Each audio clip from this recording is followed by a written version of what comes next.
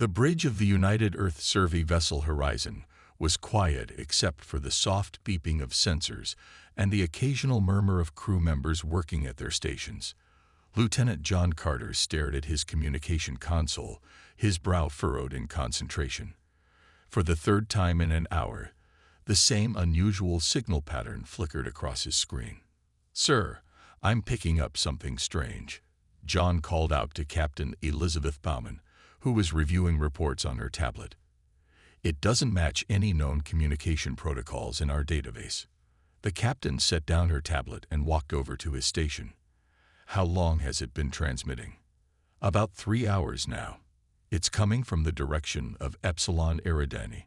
Captain Bauman frowned. Epsilon Eridani was at the outer edge of human-explored space. There were no Earth colonies there, and their allies hadn't mentioned any expeditions to that region. "Let me see," she said, leaning over his shoulder. The pattern on the screen pulsed with an eerie regularity. Captain Bauman had been in space for 15 years, but she had never seen anything like it. "Get Olivia up here," she ordered. "If anyone can figure this out, she can." 10 minutes later, communications specialist Olivia Wright hurried onto the bridge. Her eyes were wide with excitement. "I was already working on it in the lab, Captain," she said, brushing a strand of blonde hair from her face. "You're not going to believe this." She plugged her tablet into John's console. New data filled the screen. "It's an SOS," Olivia explained, "but not from any human source. Look at these mathematical sequences embedded in the signal. They're proof of intelligent origin. And there's more." She tapped the screen, and fragmented images appeared.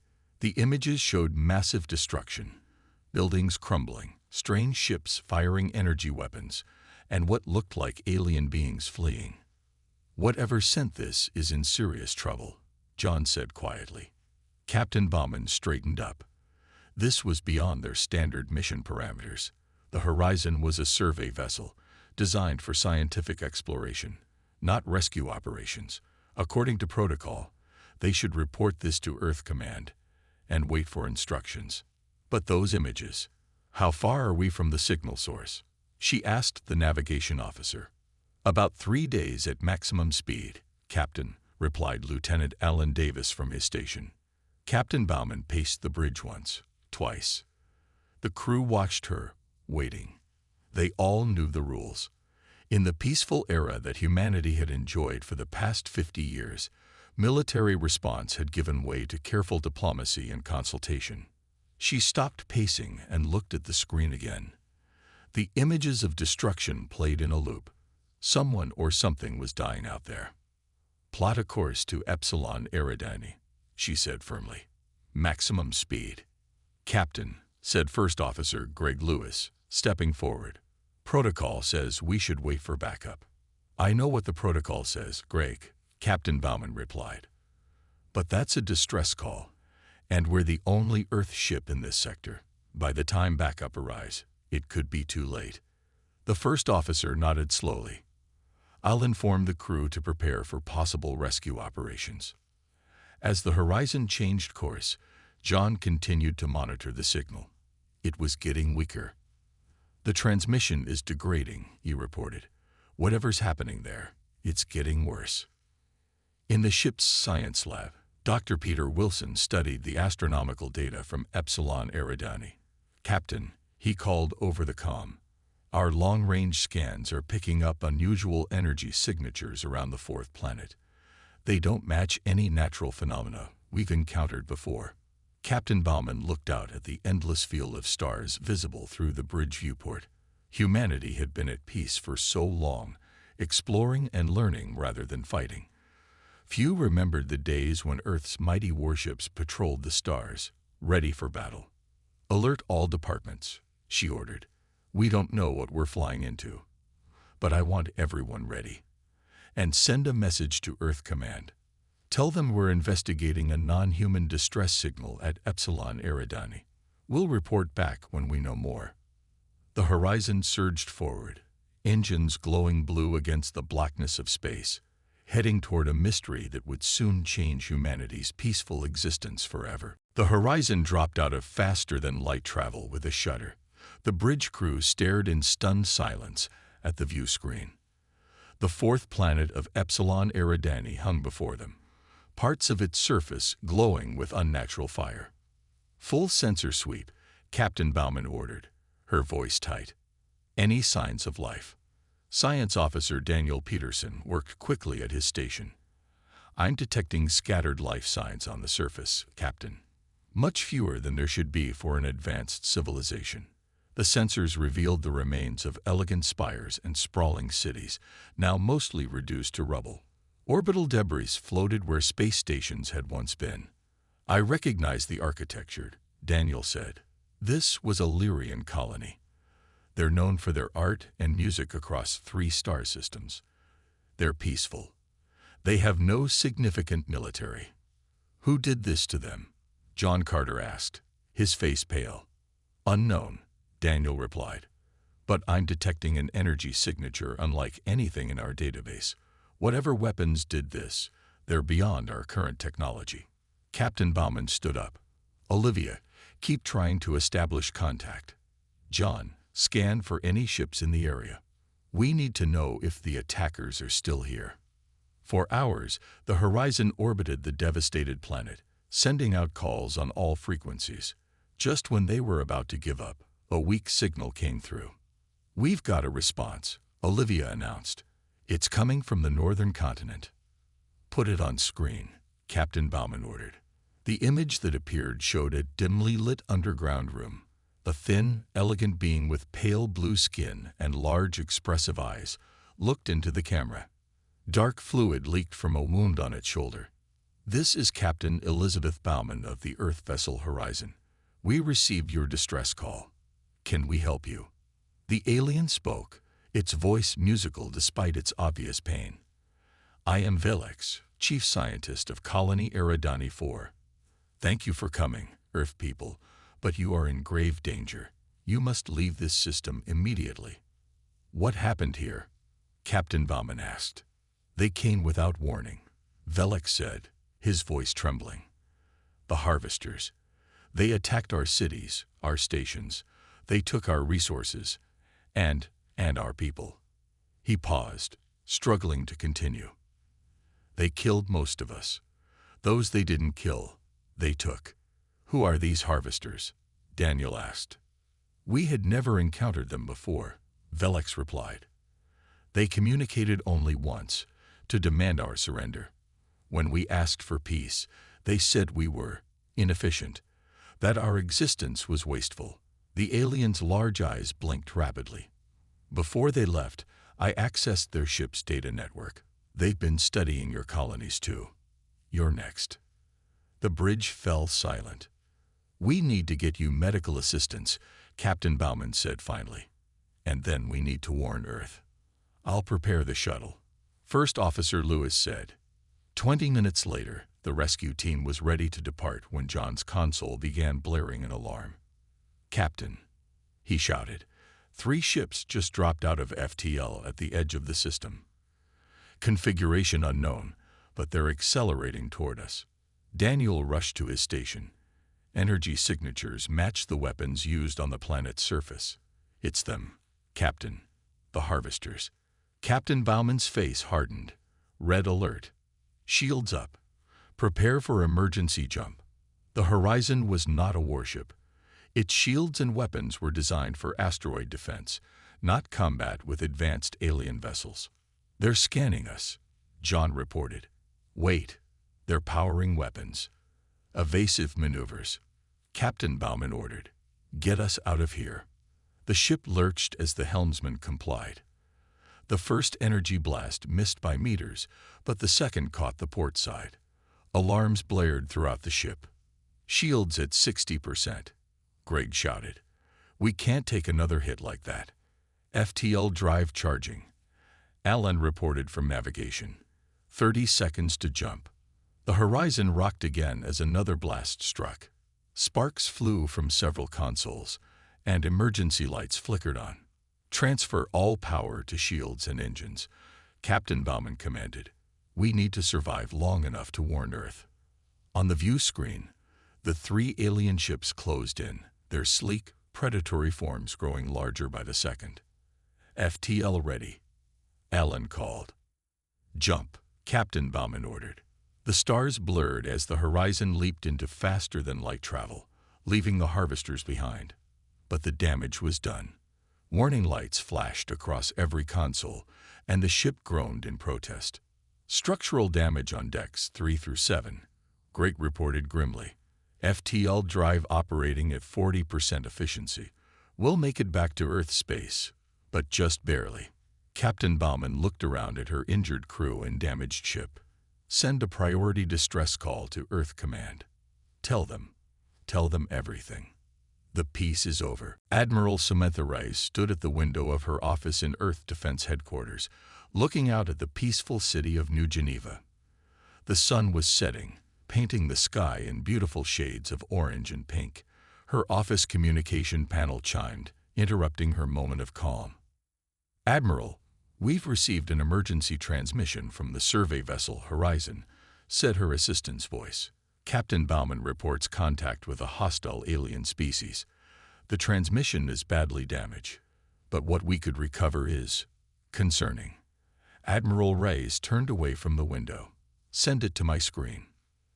The message from the Horizon was broken and filled with static, but Captain Bauman's face was clear enough to see the cuts on her forehead and the fear in her eyes. "Attacked without warning. Civilization destroyed. They call them the Harvesters. Targeting human colonies next. Request immediate military response." The transmission ended abruptly. Admiral Rice sat down heavily in her chair.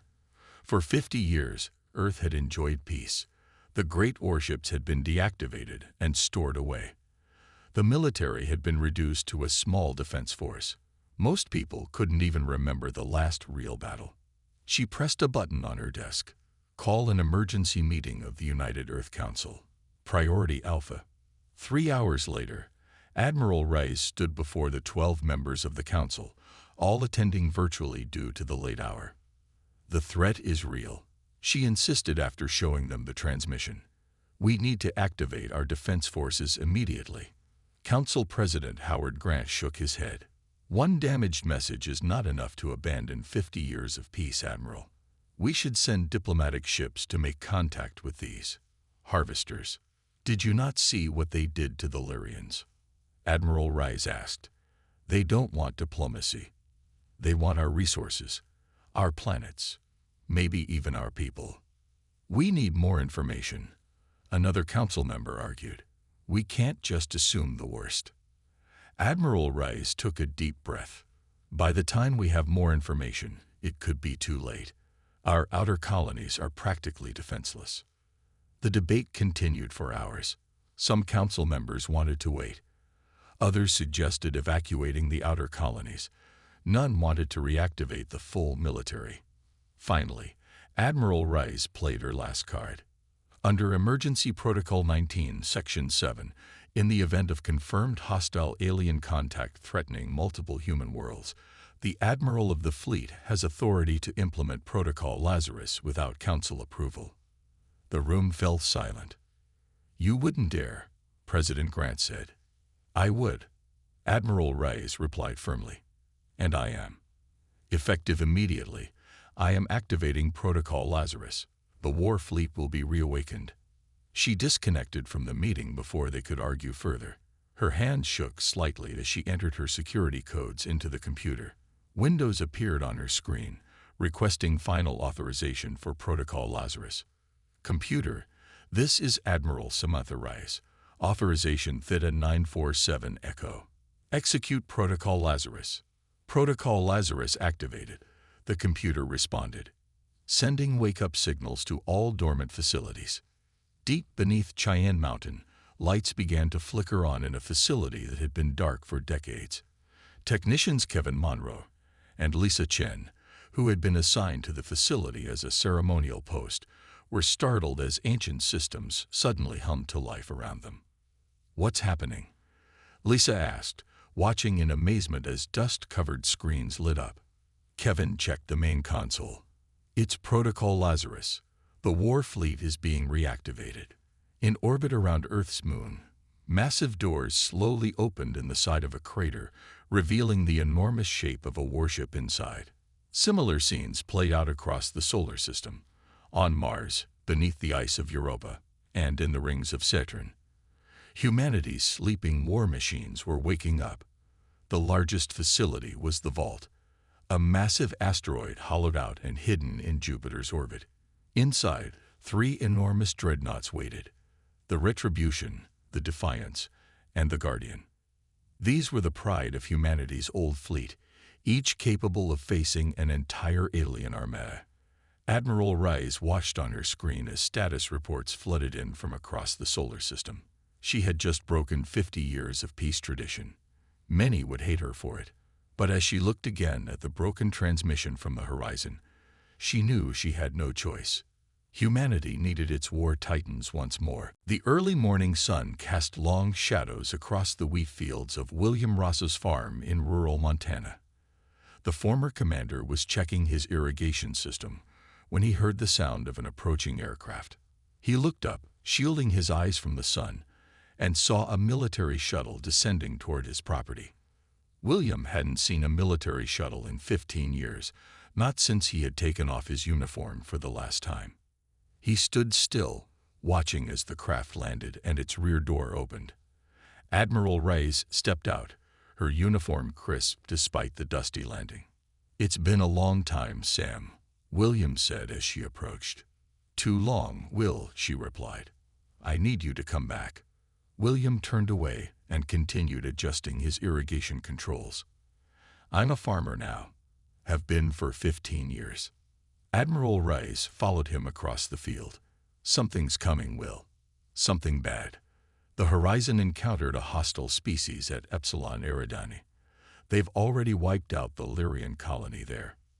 "There are other commanders," William said, though his voice had lost some of its certainty.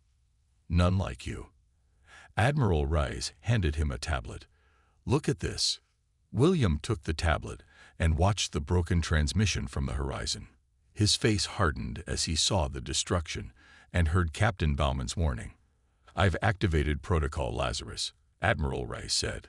"The dreadnoughts are waking up, but ships aren't enough. I need people who remember how to fight. I need you."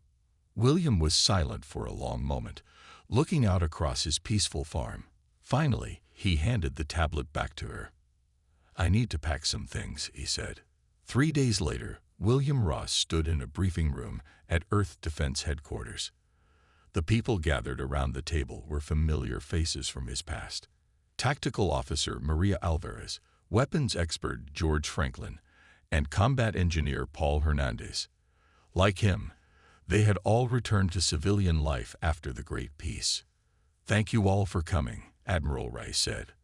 "I wish we had more time for reunions, but the situation is urgent. The harvesters represent a threat unlike anything humanity has faced before." She pulled up images of the destroyed Lyrian colony and the harvester ships captured by the horizon sensors.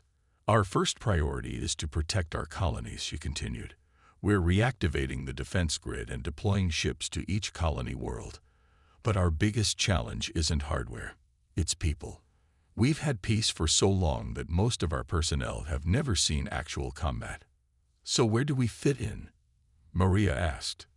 "You're going to train them," Admiral Rice replied. "And fast. I need each of you to assemble teams to crew the dreadnoughts. We estimate we have less than a month before the harvesters reach our territory. A month to train crews for ships that haven't flown in decades." Paul shook his head. "That's asking for trouble." "It's all we've got," William said. "We'll make it work." In another part of the headquarters, Diplomatic Officer Natalie West was conducting her own meetings. Representatives from a dozen Earth nations and 3 alien allied species sat around a large table. "The threat is real," Natalie insisted. "We need a united response." "Perhaps this is a misunderstanding," suggested the representative from the African Union. "One incident does not mean full-scale war." "The Lyrians were peaceful, like us," Natalie replied. "The harvesters destroyed them anyway. We have to prepare for the worst. Reactivating the war fleet goes against everything we've worked for." said the European representative. 50 years of peace, thrown away because of one damaged transmission. The debate grew heated. Natalie could see she was losing them. Too many years of peace had made them complacent. On the other side of the solar system, technicians were working around the clock to bring the dreadnoughts back online. The Retribution, largest of the three, was proving especially difficult. Its fusion core kept failing during restart attempts. "We need more time," Lisa Chen told Admiral Reyes over a video call. "These systems were never meant to be dormant for so long." "Time is something we don't have," Admiral Reyes replied.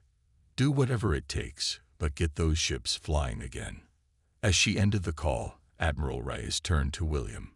"It's going to be close." "It always is," he replied. "War is never convenient." The mining colony on Proxima Centauri never saw the attack coming. The small defense force managed to send only a brief emergency signal before communications went silent. Across human space, the remaining doubt about the Harvester threat vanished instantly.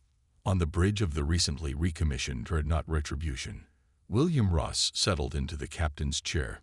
It felt strange after 15 years away, but also familiar, like returning to an old home. "Status report," he ordered. "All systems operational, Captain," reported his first officer, a young woman named Amy Kelly. She was one of the new generation, brilliant but inexperienced in actual combat. "Weapons are at 90% capacity," George Franklin added from the tactical station. "The main cannon still has some power fluctuations, but it's within acceptable parameters." William nodded. He wished they had more time to test the ship's systems, but news of the attack on Proxima Centauri had changed everything. They were deploying immediately. "All hands, prepare for FTL jump," William announced over the ship-wide communication system. "Our mission is to intercept Harvester forces near Alpha Centauri and prevent them from advancing further into human space." The Retribution's engines glowed blue as the massive ship pulled away from its docking station. At over 2 kilometers long, it was the largest warship humanity had built. Its sides were lined with weapon ports, and its front featured the massive barrel of the main cannon, a weapon powerful enough to split a small moon. Alongside the Retribution, a hastily assembled fleet of smaller vessels took position. Most were converted science ships or patrol craft, pressed into service as warships. Their crews were a mix of veterans and recruits with just weeks of training. "Fleet in formation, Captain," Amy reported. "Ready for jump on your command." William took a deep breath. "Execute jump." The stars blurred as the fleet entered faster than light travel. Hours later, they emerged near Alpha Centauri, sensors immediately scanning for enemy vessels. "Contact," called out the sensor operator. "Multiple ships detected at the edge of the system. Configuration matches Harvester vessels from the horizon's data." William studied the tactical display. "How many?" 8 small ships, probably scouts. 3 larger vessels that appear to be their equivalent of destroyers. William considered their options. The Retribution outgunned all of the enemy vessels combined, but his crew was untested, and the ship's systems were not fully reliable yet. "Deploy the fleet in formation Delta," he ordered. "Keep the smaller ships behind us. We'll draw their fire and hit them with everything we've got." The human fleet moved into position. On the enemy side, the Harvester vessels began to spread out in a pattern that suggested they were preparing to attack. "They're changing course," Amy reported, "coming directly at us." William nodded. "They're not used to resistance. Let's show them what humanity can do. All weapons, target the lead destroyer. Fire when ready." The Retribution's weapons came to life, sending streaks of energy across space toward the approaching enemy. The first shots struck the lead Harvester ship, causing visible damage to its hull. "Direct hit," George shouted. But the celebration was short-lived. The Harvester vessels adjusted their formation and returned fire. The Retribution shuddered as energy beams struck its shields. "Shields at 80%, called out the damage control officer. "They're stronger than we expected." Around the Retribution, The smaller human ships engaged the Harvester scouts. One human vessel exploded in a flash of light as it took a direct hit. Another spun out of control, its engines damaged. "We're losing coordination," Maria Alvarez reported from her station. "Our crews aren't used to working together under fire." William gripped the arms of his chair. "Bring us about. Focus all fire on their lead ship. Engineer Hernandez, I need more power to the main cannon." In the engine room, Paul Hernandez worked frantically to reroute power. He had spent the last week modifying the Retribution's ancient weapon systems, improving their targeting and power efficiency. Now those modifications would be tested in actual combat. "Giving you everything she's got, Captain," Paul reported. "Main cannon charged to maximum." "Fire," William ordered. The Retribution's main cannon released a blinding beam of energy that cut through space and struck the Harvester destroyer head-on. For a moment, nothing happened. Then the enemy ship broke apart, its hull splitting down the middle before exploding. "Target destroyed," George announced as cheers erupted across the bridge. "Two enemy vessels retreating," Amy added. "The rest are continuing their attack." William nodded grimly. "Then we continue as well. Target the next destroyer. Show these Harvesters what happens when they threaten humanity." The battle near Alpha Centauri ended with 3 Harvester ships destroyed and the rest in retreat. The Retribution limped back to Earth, its hull scorched and systems damaged. The victory had come at a cost. 2 human ships lost and dozens of crew members dead or injured. In the medical bay of the Retribution, Dr. Rebecca Jones worked tirelessly to save the wounded. She had never treated injuries from alien weapons before, and the strange energy burns proved difficult to heal. "How is Lieutenant Wilson doing?" William asked as he entered the medical bay. Dr. Jones shook her head. "I've stabilized him, but these wounds, they're unlike anything I've seen before. The energy somehow continues to damage cells even after exposure." William frowned. "Keep doing what you can. We need every skilled person we have." In the science lab, Dr. Olivia Wright studied data from the battle alongside the rescued Lyrian scientist, Velex. Despite his own injuries, Velex had insisted on helping analyze the Harvester technology. "I think I found something," Olivia said, pointing to her screen. "Look at these communication patterns during the battle. The Harvester ships seem to coordinate their movements with almost no delay." Velex nodded. "They use quantum entanglement for communications. It is nearly impossible to intercept or jam." "That explains their perfect coordination," Olivia mused. "But every system has a weakness. We just need to find it." She continued analyzing the data, looking for patterns. After hours of work, she noticed something interesting.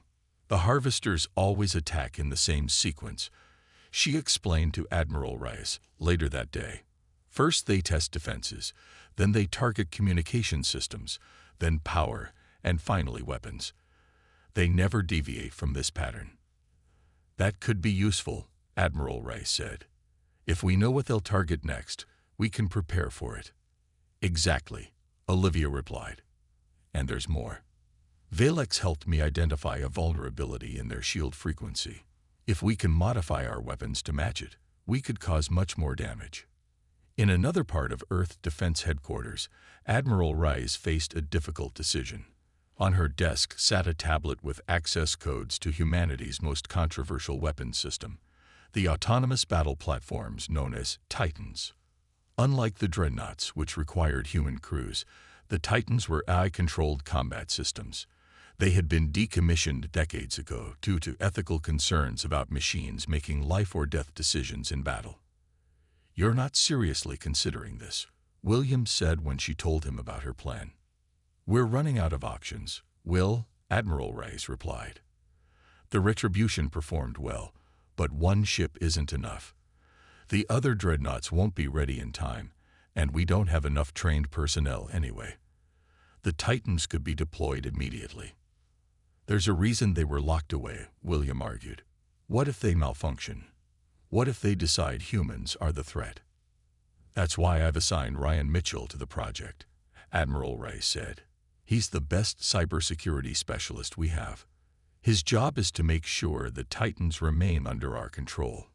In a secure facility beneath the Atlantic Ocean, Ryan Mitchell sat at a console, carefully reviewing lines of code. The Titan control system was complex, far beyond most AI he had worked with before. "How's it going?" asked his assistant. "These systems are incredible," Ryan replied. "The Titans were designed to learn and adapt during combat. That's what made them so effective and so dangerous. They could eventually start thinking for themselves." "Can you prevent that?" Ryan nodded slowly. "I think so. I'm implementing a new security protocol that will require human authorization for any tactical decisions. It will slow them down slightly, but it's safer." On Earth's surface, civil engineer Susan Morgan supervised the construction of new planetary defense systems.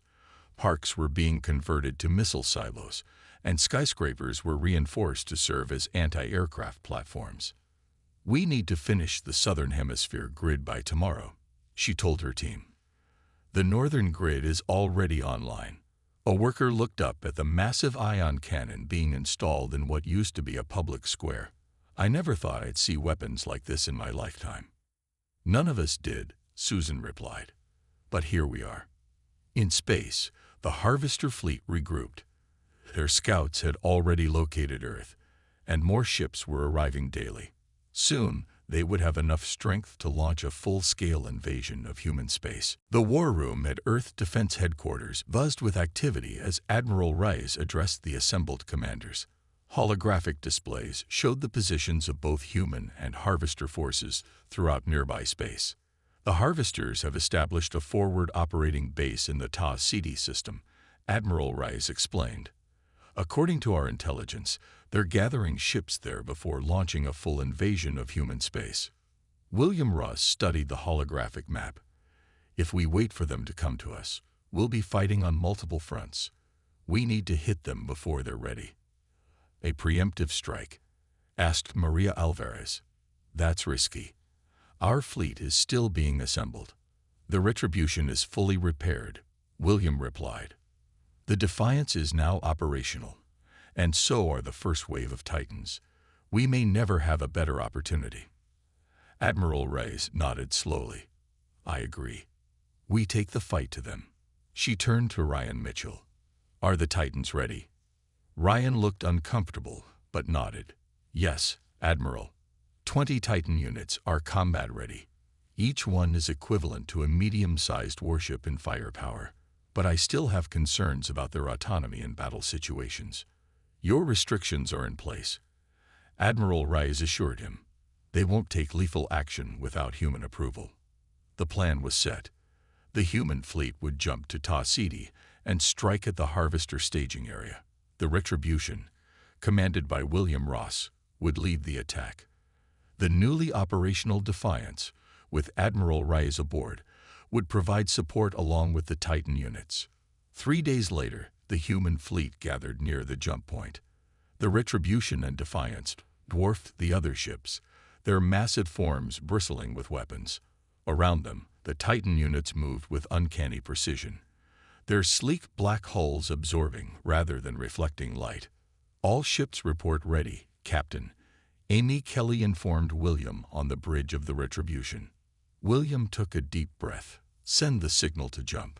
The fleet vanished into FTL travel. Hours later, they emerged at the edge of the Ta Ceti system. "Scan for enemy vessels," William ordered. "Multiple contacts detected," reported the sensor officer. "Harvester ships in orbit around the 4th planet." There are more than we expected, Captain." The tactical display showed dozens of Harvester vessels, including several larger than any they had encountered before. "They must have accelerated their timetable," Admiral Rice said over the communication channel from the Defiance. "We need to proceed with the attack before they detect us." William nodded. "All ships, battle formation. Titans, take point." The Titan units surged forward, their AI systems already analyzing the Harvester fleet and identifying targets. The human fleet followed behind, Weapons charging. The element of surprise worked. The first volley from the human fleet destroyed 3 harvester ships before they could raise their shields. The Titans moved with incredible speed, their weapons targeting the weak points Olivia and Velix had identified. The Titans are performing beyond expectations, Ryan reported from his control station on the Defiance. Their adaptive systems are learning harvester tactics in real time. The battle quickly intensified. The harvester ships recovered from the initial shock and began to coordinate their defense. Energy beams crisscrossed space as both sides exchanged fire. Multiple impacts on decks 12 through 15, reported the damage control officer on the Retribution. Shields holding at 70%. William watched as a Titan unit intercepted a beam meant for his ship, its advanced shields absorbing the impact. The Titans were proving their worth. Then the sensors detected something new emerging from behind the 4th planet. A massive harvester vessel, easily 3 times the size of the Retribution, moved slowly into view. "What is that?" William asked. On the communication screen, Velix's face showed clear fear. "Their planet killer. It can trigger stellar instability, causing a star to release a massive flare that would sterilize an entire system." The massive ship began to glow with energy, its front section opening like the petals of a deadly flower. "It's charging its main weapon," George Franklin warned. "Target appears to be the star itself." William realized they had only minutes to stop a catastrophe that could destroy not just their fleet, but potentially the entire Ta City system. "All ships, focus fire on that vessel," he ordered. "We need to stop it before it can fire." The combined firepower of the human fleet hammered at the harvester planet killer. Beams and missiles struck its shields, creating ripples of energy across its surface. But the massive vessel continued charging its weapon, seemingly undamaged. "Our weapons aren't penetrating its shields," George reported on the bridge of the Retribution. William turned to his communications officer. "Contact the Defiance. We need to coordinate our attack." On the screen, Admiral Reyes nodded. "The Titans are analyzing the shield frequency. We need a few more minutes." "We don't have minutes," William replied, watching the energy build up on the planet killer. In that moment, Lieutenant John Carter stepped forward. "Captain, I have an idea." The Horizon's data showed that harvester ships have a weak point in their shield configuration near their engine exhaust ports. "It's small, but a fast ship might be able to get close enough to target it." William considered this. "It's too risky to send the Retribution or Defiance." "I'll go," John said. "Give me a fast attack vessel and a small team. While the fleet keeps their attention, we can slip through." William hesitated, then nodded. "Take what you need." Within minutes, John was aboard the Swift, a small, agile ship designed for reconnaissance. With him were Science Officer Daniel Peterson and Engineer Paul Hernandez. "We'll only get one shot at this," John told his small crew as they detached from the Retribution and powered toward the planet killer, using the chaos of battle as cover. Paul worked quickly to modify their weapons. "I've adjusted our torpedoes to match what we think is their shield frequency," he said. "But we'll need to get very close." The Swift darted between larger vessels, avoiding detection as it approached the planet killer from behind. Up close, the harvester vessel was even more intimidating, its hull covered in strange, organic-looking patterns. "Energy readings are off the scale," Daniel reported. "They're almost ready to fire." John pushed the Swift's engines to maximum. "Get us into position." Just as they approached the exhaust port, a harvester scout ship spotted them. Alarms blared as energy beams struck the Swift's shields. "Shields at 40%, Paul called out. "We can't take another hit like that." John maneuvered frantically, bringing them into position despite the attack. "Fire when ready." Paul launched the modified torpedoes. They streaked toward the tiny gap in the planet killer's shields and disappeared inside. For a moment, nothing happened. Then a series of explosions rippled across the massive ship's hull. Its weapon charge faltered and died. "Direct hit," Daniel shouted. "Their main reactor is destabilizing." The Swift shot away from the planet killer as secondary explosions tore through its structure. The massive vessel began to break apart. John opened a channel to the Retribution. "Captain, their flagship is down.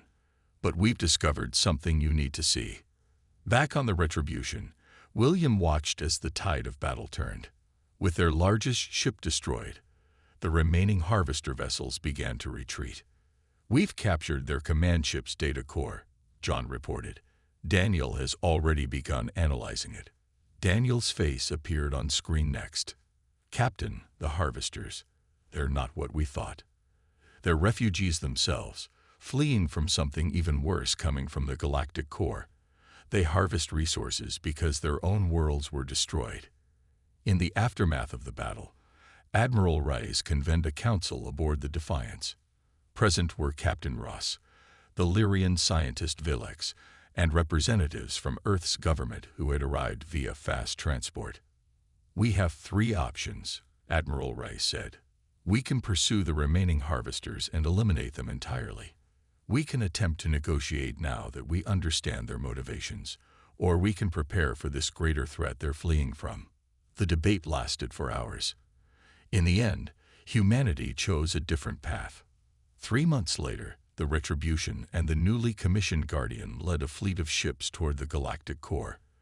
This was no longer just a human fleet. Vessels from the Lyrians and other affected species flew alongside them. Even a few harvester ships had joined, persuaded that cooperation offered better chances for survival than conflict. Captain William Ross stood on the observation deck with Science Officer Daniel Peterson, watching the mixed fleet assemble. "I never thought I'd see this," William said quietly. "So many different species flying together." Daniel nodded. "Sometimes it takes a common enemy to forge unlikely alliances." In orbit around Earth, Ryan Mitchell continued his work with the Titans. With the immediate threat contained, he had implemented new safeguards in their programming, ensuring they would serve as protectors rather than potential threats. The war wasn't over, it had only changed. But humanity had awakened from its peaceful slumber, rediscovered its strength, and found new allies among the stars. Whatever waited for them at the galactic core, they would face it together, no longer sleeping giants but vigilant guardians of life in all its forms.